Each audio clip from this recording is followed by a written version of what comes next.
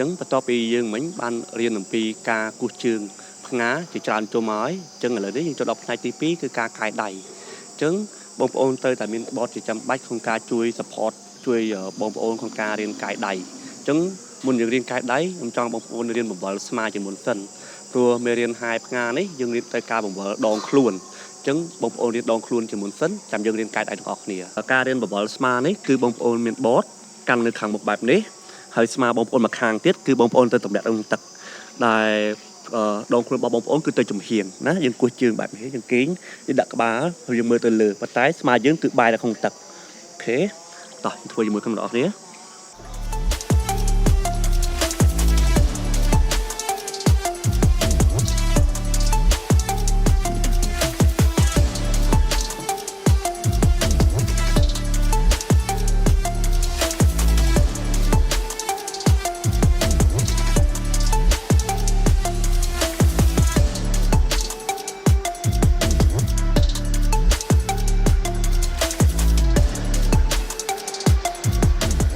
បាទអញ្ចឹងមិញយើងគោះកាន់បតយើងដាក់ដៃមួយទៀតក្នុងទឹកធម្មតាអញ្ចឹងលើកនេះបងប្អូនយកដៃមួយទៀតដាក់ទៅខាងមុខម្ដងណាហើយយើងមួយទៀតយើងរៀនបង្វិលឆ្វេងស្ដាំមានថាម្ដងបងប្អូនដាក់ដៃស្ដាំម្ដងទៀតដាក់ដៃឆ្វេងទៅណាអញ្ចឹងដៃមួយយើងកាន់បតដៃមួយទៀតយើងដាក់ទៅក្នុងទឹកបាត់នេះ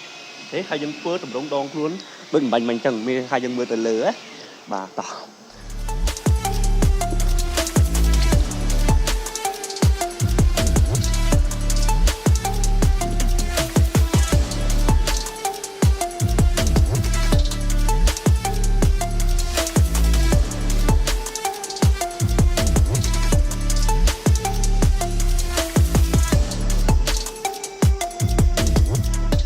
បាទបន្ទាប់យើងរៀនបង្វិលស្មារួចហើយអញ្ចឹងបន្ទាប់មកនេះយើងរៀនកាយដៃអញ្ចឹងបងប្អូនកាយដៃជាមួយនឹងបង្វិលស្មានៅគ្នាប៉ុន្តែយើងអត់ទាន់កាយ 100% ទេយើងគ្រាន់តែរៀនលើកដៃឡើងលើបែបនេះណាបាទយើងកាន់បតដៃម្ខាងដូចគ្នាយើងរៀនលើកដៃឲ្យត្រង់ណាហើយរៀនបង្វិលស្មាតម្លាក់ដៃទៅក្នុងទឹកឲ្យត្រង់បែបនេះសិនដើម្បីឲ្យបងប្អូនរៀនចំណាំស្មានិងរៀនចំណាំដៃដូចគ្នាណាយើងអត់ទាន់កាយទេអញ្ចឹងសាកល្បងធ្វើតាមទាំងអស់គ្នាសម្រាប់ដៃបងប្អូនខ្ញុំប្រាប់ពីបច្ចេកទេសមួយក្នុងការកាយយើងព្យាយាមធ្វើម៉េចយើងកាយកុំឲ្យដៃយើងមកនៅលើឡាញនៅលើក្បាលយើងចេះកាលណាបងប្អូនព្យាយាមកាយនៅលើតង់ចេះគឺបងប្អូននឹងកាញ់ដៃហើយអញ្ចឹងបងប្អូនសម័យមើលទៅលើទនិចនាឡិកាclock នាឡិកាប៉ោណាដែលក្បាលយើងជាលេខ12អញ្ចឹងដៃបងប្អូននៅខាងស្ដាំនេះជាលេខ11អញ្ចឹងបងប្អូនកាយទៅរកលេខ11ណាយើងកាយបែកជំហៀងចេះហើយយើងកាយត្រឡប់មកវិញហើយមកខាងទៀតដូចគ្នាយើងកាយទៅរកលេខ1យកកាយទៅរកលេខ12ដូចគ្នាណាយើងកាយបង្វិលបាត់ដៃចេញមកក្រៅណាហើយកូនដៃចូលទៅមុនតម្លាក់ឲ្យទៀបចេះហើយកាយស្របម្ដងខ្លួនវិញអញ្ចឹងបើទំនងទៅឲ្យយើងដូចអក្សរ H បែបនេះណាយកអត់កាយចូលមកត្រង់ទាំងអស់ទេអូខេ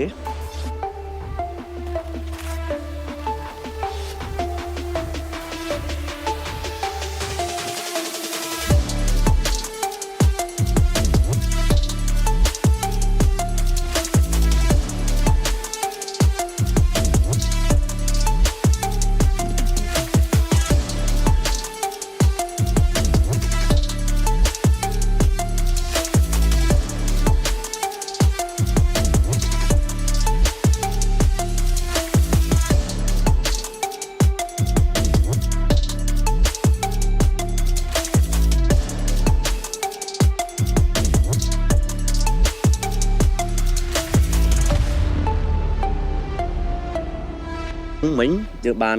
រៀនកាយដៃជាមួយបង្វិលស្មាណាប៉ុន្តែដូចនេះចង់លម្អិតទៅលើដៃតិចនៅពេលដែលបងប្អូនលើកដៃហើយកាយតម្លាក់ក្នុងទឹកតែយើងធ្វើឲ្យបន្តទៀតណាអញ្ចឹងយើងកាន់បតដូចគ្នាដដែលហើយពេលដែលយើងលើកដៃយើងលើកឲ្យត្រង់បែបនេះណាយើងលើកទៅលើឲ្យត្រង់ហើយបងប្អូនព្យាយាមបង្វិលបាត់ដៃមានថាបាត់ដៃបងប្អូនចេញមកក្រៅណាហើយយកកូនដៃចូលក្នុងទឹកមុន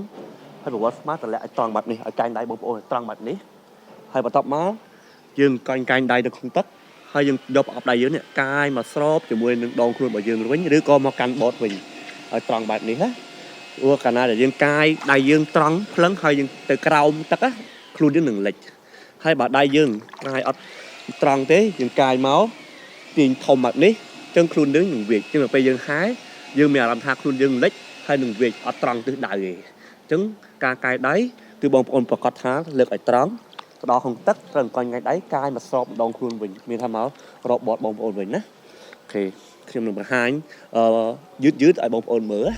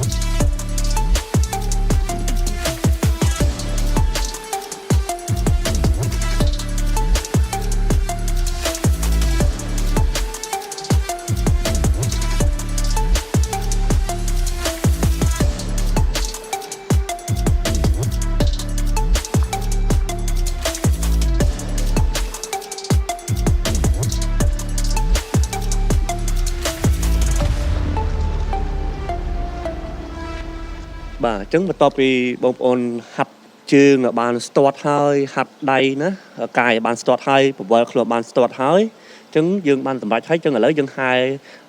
tại một đo mỏng hai tầm bạch tại một đo mỏng bên đây những cua chương cài đầy nó vào đầu luôn hai chỉ là cái nặng biệt nga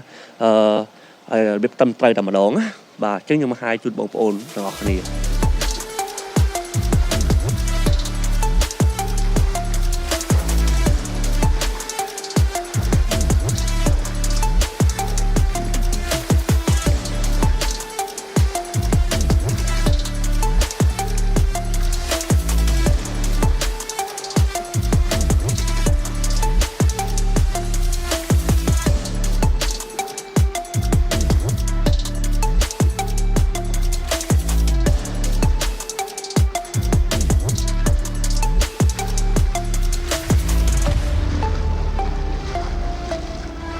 trong khóaយើងសូមអរគុណដល់បងប្អូនទាំងអស់គ្នាដែលបានទស្សនានៅវីដេអូមួយនេះខ្ញុំសង្ឃឹមថាបងប្អូនទាំងអស់គ្នាអនុវត្តនៅមេរៀននេះហើយចេះហាត់ទៅដល់គ្នាដើម្បី